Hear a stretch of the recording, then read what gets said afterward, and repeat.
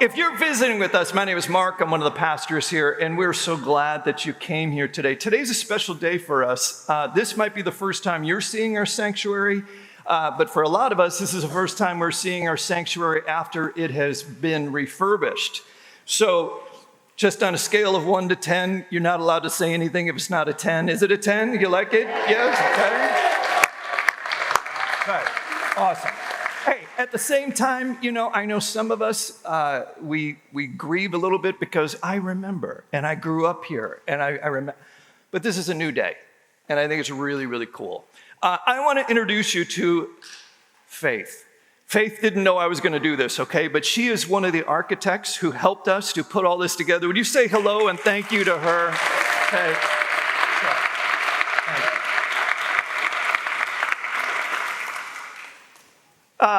Earlier, if you were here, we asked, what is the greatest meal that you've ever had? Now, I'm going to guess that it wasn't simply the food that you were thinking of. I'm going to bet that there also was an element of the people you were with and the place that you were at. Yes? Okay. For me, that was absolutely true. Best meal I ever had was at Grandma's. My grandmother every year would invite our family over for Thanksgiving. And she, along with my mother, first generation immigrants from Germany, and she had this 2-bedroom bungalow. And I still have no idea how she fit all 40 of us in this little house, right? But every year she would have us over, and I still remember around noon, we'd arrive at her house, and as you're going up there, you'd smell the whole of the food before you ever got close. And my grandmother had been cooking for 2 days. She would go down to the West Side Market in Cleveland, and she would individually pick out all the vegetables. And she wanted the best turkey and the best chicken. And actually, you say chicken, and actually the chicken was the star of the show.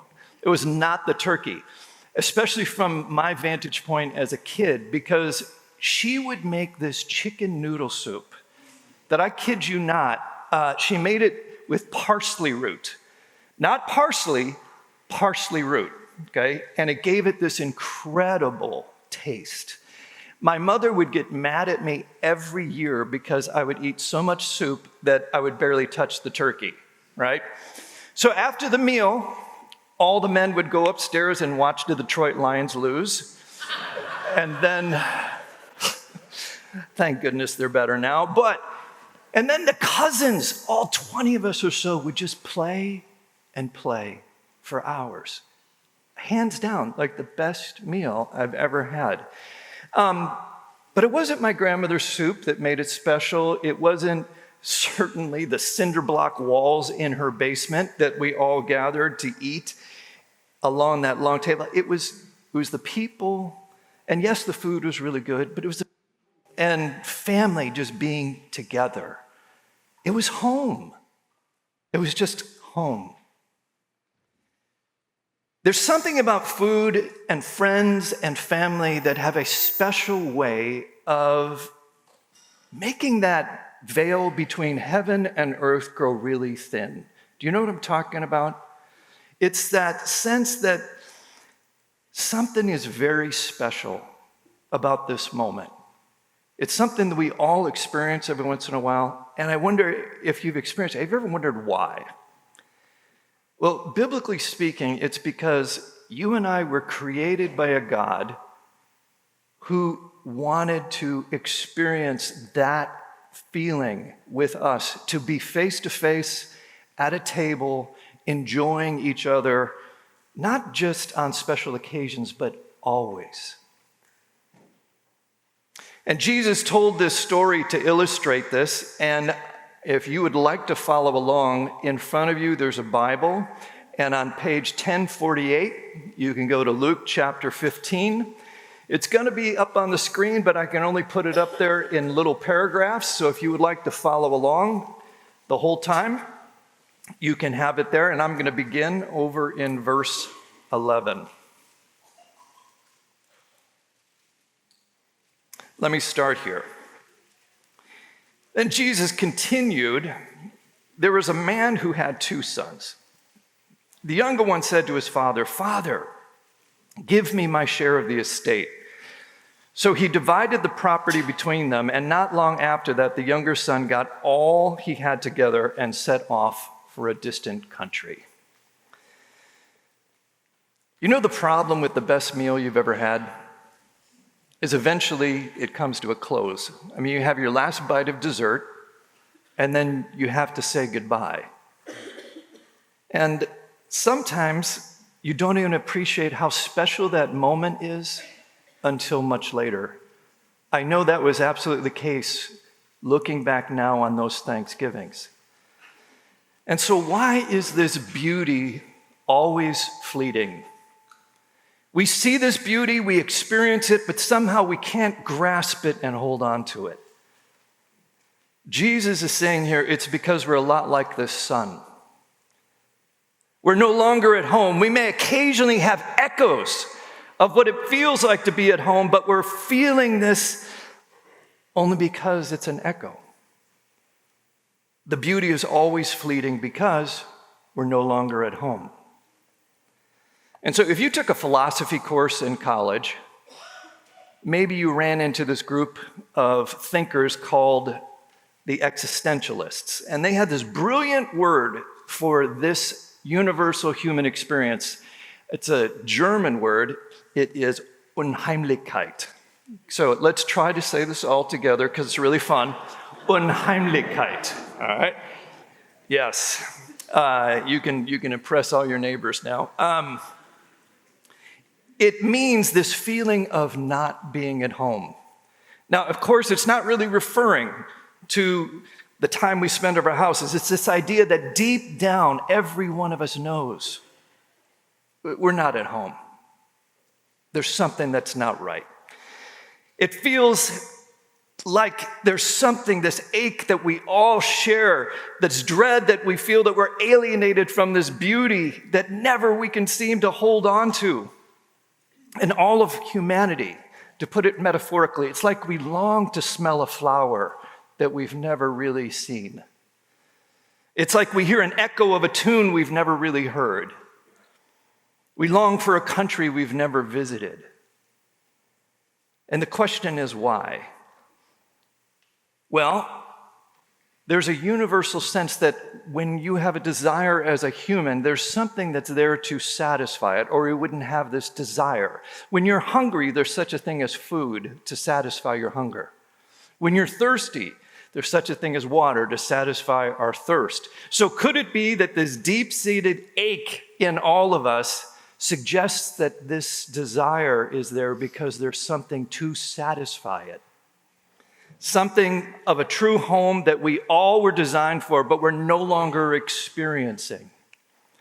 And then on those rare occasions, sometimes it's around a meal, we sense this beauty and we say, there's something here. There's something so beautiful. But just when we recognize it, it's gone. And according to Jesus, the answer is because we've left home. The reason it doesn't stay is because we're no longer at home, like this son. So let's keep going in verse 13. And there the son squandered his wealth in wild living, and he had spent everything. There was a severe famine in that whole country, so he began to be in need. And so he went and he hired himself to a citizen of that country who sent him to his fields to feed pigs. And he longed to fill his stomach with the pods the pigs were eating, but no one gave him anything. So let's pause there. The Bible says that you and I were created by a God who put us in this perfect place, a perfect place to be with him face to face. It was beautiful, not simply because of the garden, but because God was there. And all of his beauty filled the garden. And even the work of cultivating the garden was not really work. It wasn't tiresome. It filled us. It satisfied our creative desires. And there in the garden, we could experience God's love face to face. Love that could be felt not only in his look, but in his arms. It was home. It was home. And the problem is that each one of us, like the son in Jesus' story, we've all left home. Why? Because we chafe at the Father's authority. We want to do things our way. I want to live the way I want to live, and we still do this. Instead of living according to the Father's rules, we want to live in a way that I set my own rules. And as a result, we find ourselves a long way from home, in exile, and hungry, and in want. So what do? What we often do is we then find substitutes. We long so much for this experience at home that we say, I've got to find something to satisfy what this is within me. We choose other things that may even be good, but ultimately they don't satisfy. And for the son, it was wild living. And anybody who's experienced that for a while realizes it never truly satisfies. But for others of us, it might be satisfaction in a particular relationship, or money, or career. And as good as those things can be, they never can truly satisfy. Why? Because that's not truly what we're longing for. They're good, but it's not really what we're longing for. So satisfaction will always be fleeting. Let me put this a little differently. If you are a baby boomer here, okay, you may know the name Joni Mitchell. She wrote a song called Stardust. And Crosby, Stills, and Nash later made it really popular, and the chorus goes like this: we are stardust, we are golden, we are caught in the devil's bargain, and we've got to get ourselves back to the garden. Just be glad I didn't sing it, okay? The problem is, no matter what we do, we cannot recreate the garden without going back to the garden. We can't. Now, if you're of my generation, the greatest rock band of all time, U2, also wrote a song. Okay. They wrote the song, I Still Haven't Found What I'm Looking For. It's a song about the same idea that no matter what we run into, we think this is going to satisfy me. Finally, this is going to do it. And it doesn't.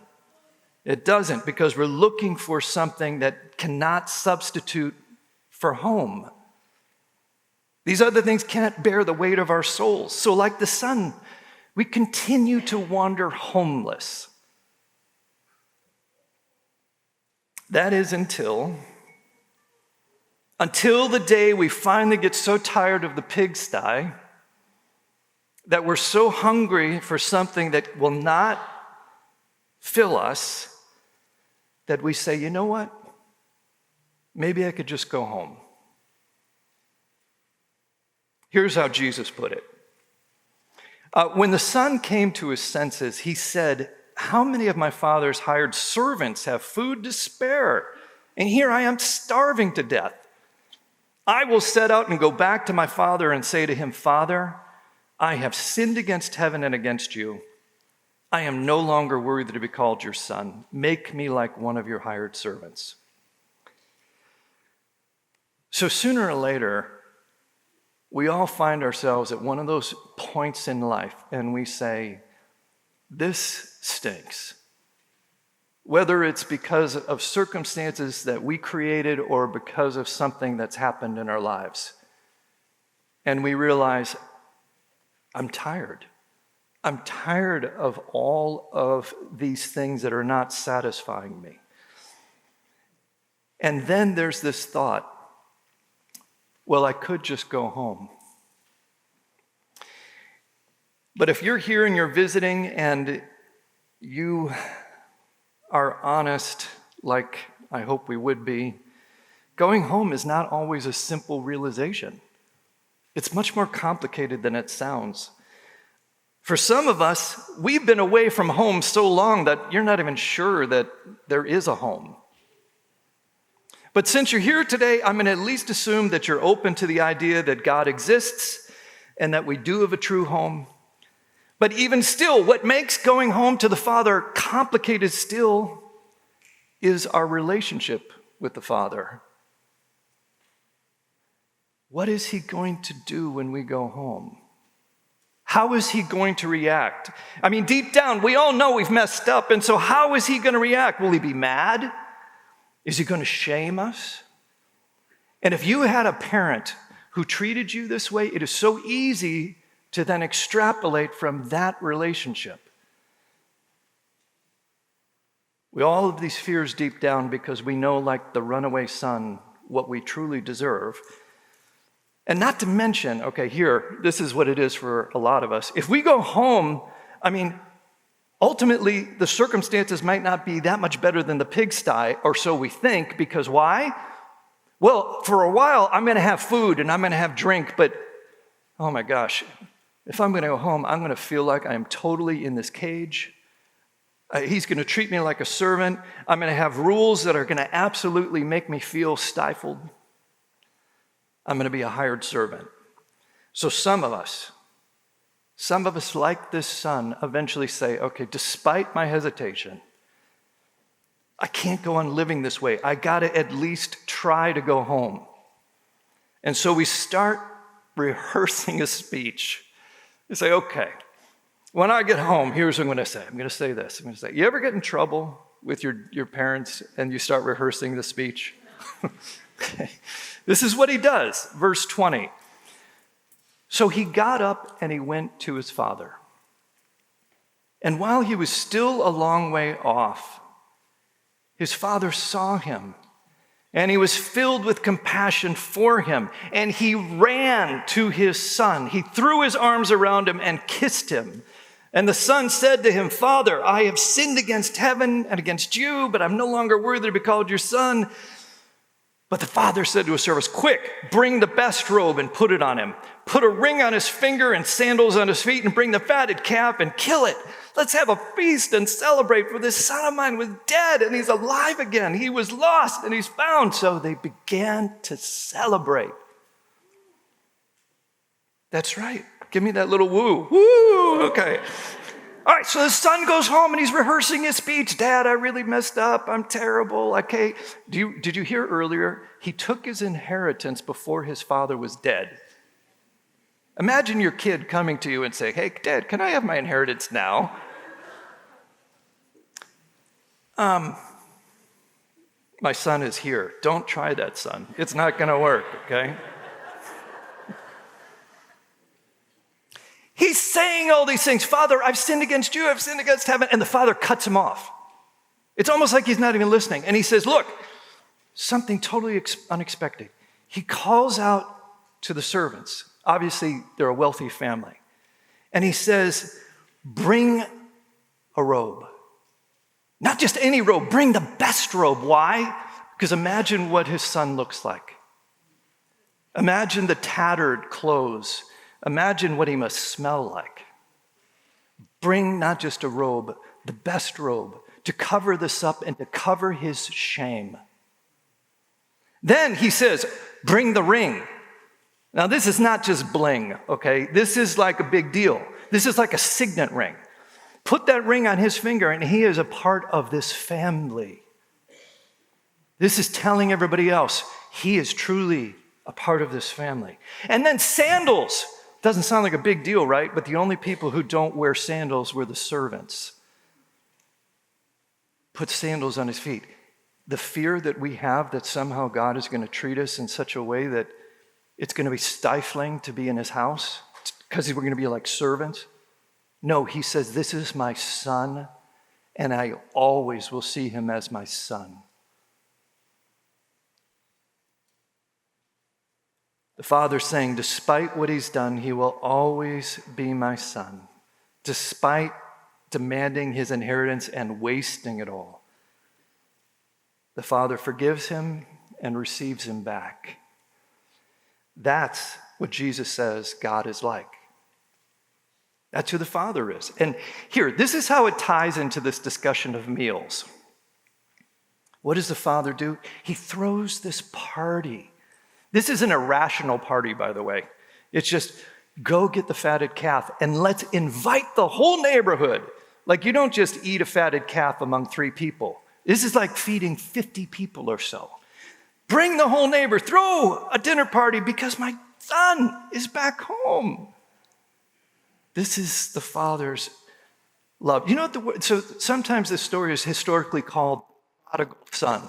Do you know what the word prodigal means? We often think prodigal means runaway, but actually it means like lavish. It's just almost wasteful. You know who's actually wasteful in this? Is the Father. He is prodigal in his love. It makes no sense. Why would you do this? He doesn't deserve this. Well, because that's what God does. He does this whole thing where we don't deserve this, but this is what we get. It's what the Bible calls grace. But my favorite part of this whole story is what the Father does in the very beginning. I don't know if you caught this, but while the Son is a long way off, what did the Father do? He saw him. And then once he saw him, he ran to him. Now, I'm going to bet that most of us are not in the habit of wearing tunics or togas. Okay, if you are, maybe we should talk after the service. Nonetheless, if you have this, you then have to reach down and lift it above your knees and then run like this, because otherwise you're going to trip over. So it's not a very distinguished thing for someone to do, especially the patriarch of the family. But what does the Father do? It says he ran to his Son. When he sees his Son, he says, I don't care what the neighbors think. This is my Son. And how did he see his Son from a long way off? Clearly, he was looking for him.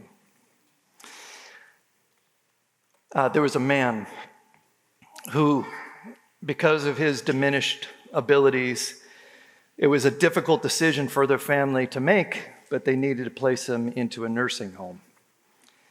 And every Sunday afternoon, the man's daughter and her family would come to see him, and he would always be there waiting for them. He looked forward to it all week, but as time passed, his mind grew a little bit more feeble, and it was sometimes difficult for him to even remember his children's names, and he had a hard time getting back to his room. But no matter what happened on Sunday afternoon, he was there waiting for his family. Then one day his daughter asked, Daddy, how is it, or do you even know what day of the week it is?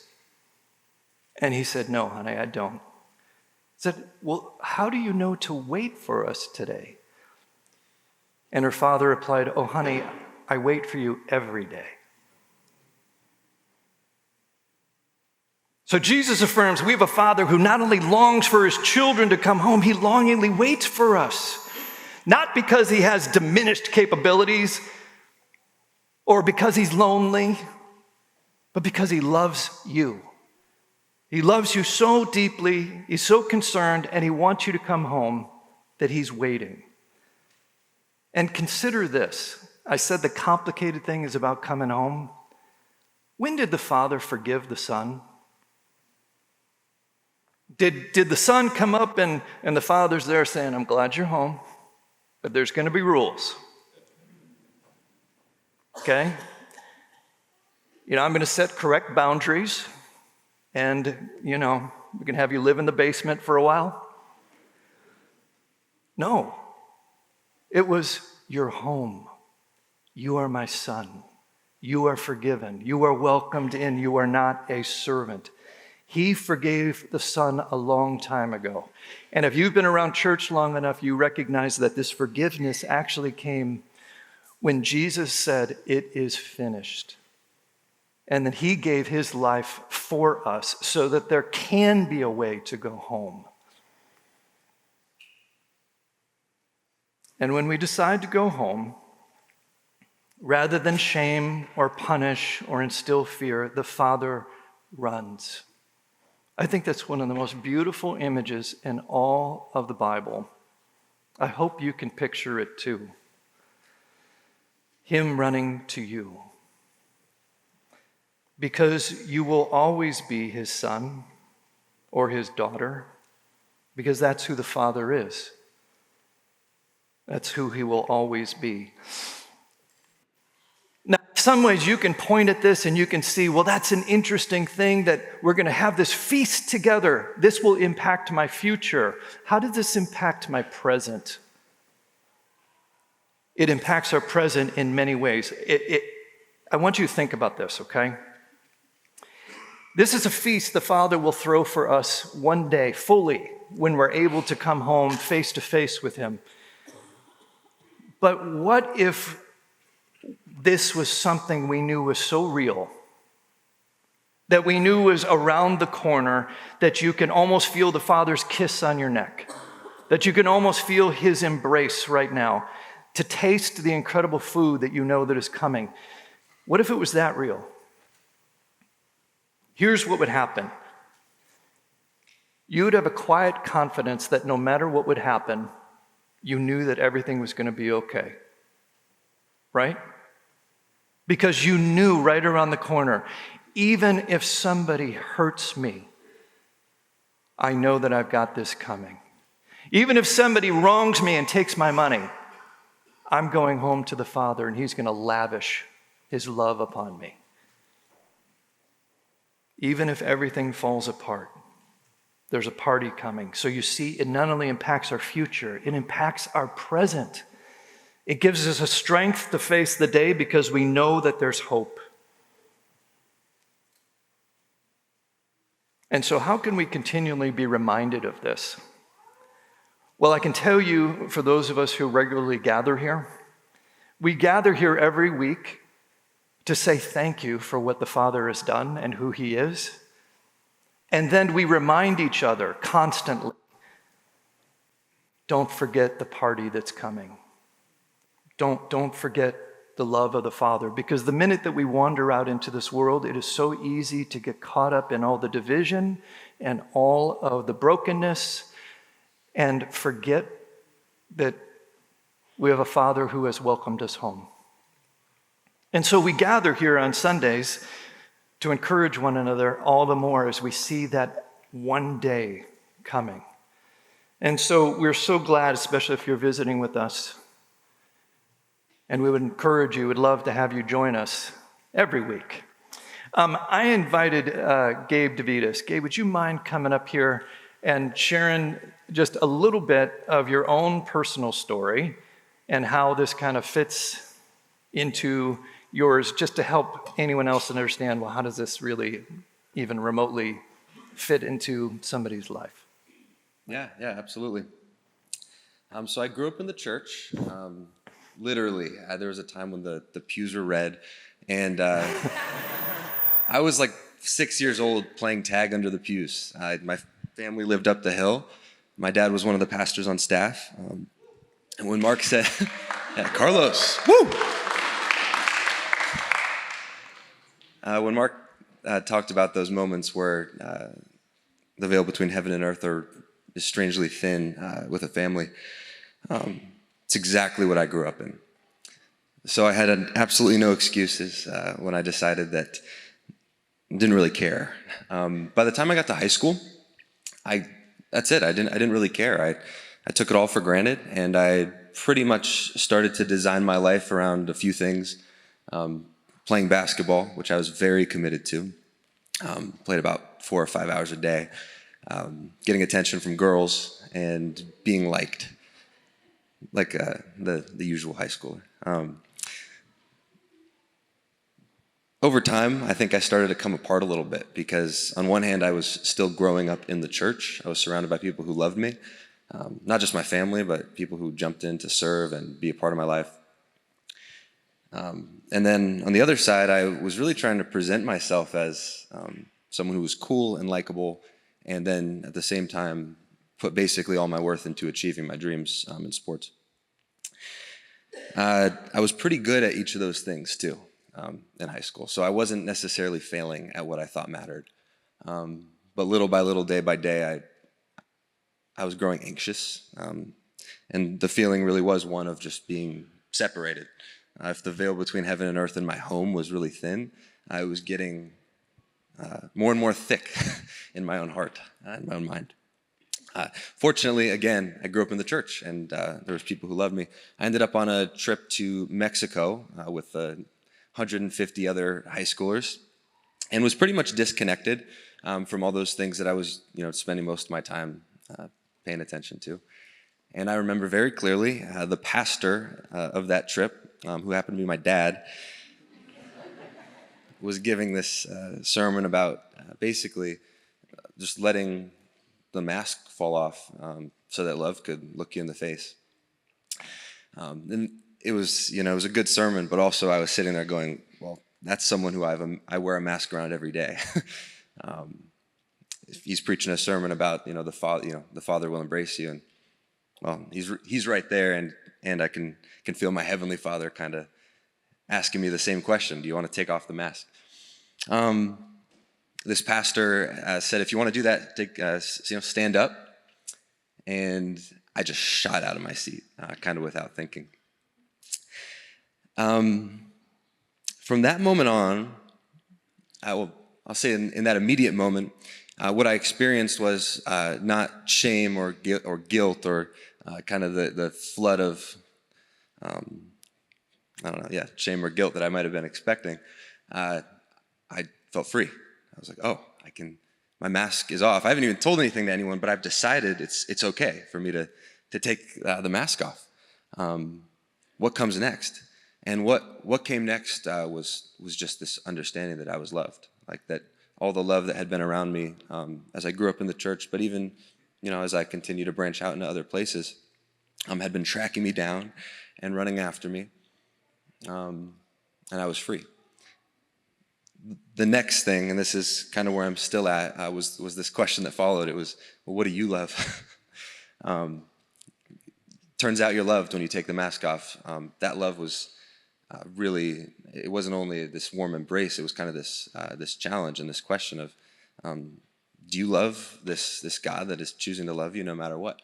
And I'd say that's really where the majority of my life has really changed after that specific moment. It's been little by little, serious struggle by serious struggle, learning how to love the right things better.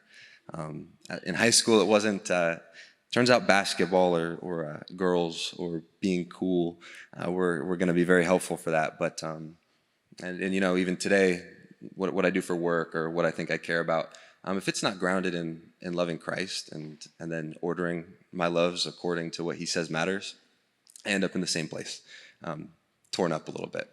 But day by day, he's been bringing me together, and I have more peace and joy than I ever could have fathomed.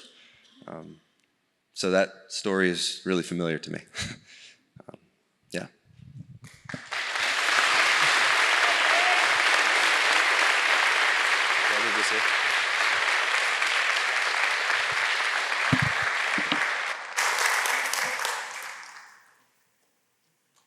So let me conclude just by saying this world, it's not our home.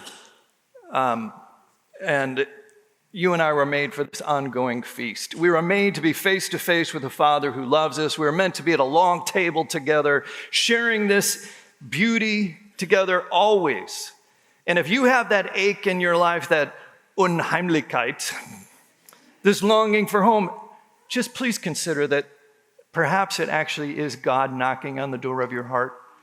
Perhaps it really is that there is a true home that you do have a Father who loves you and wants to welcome you home.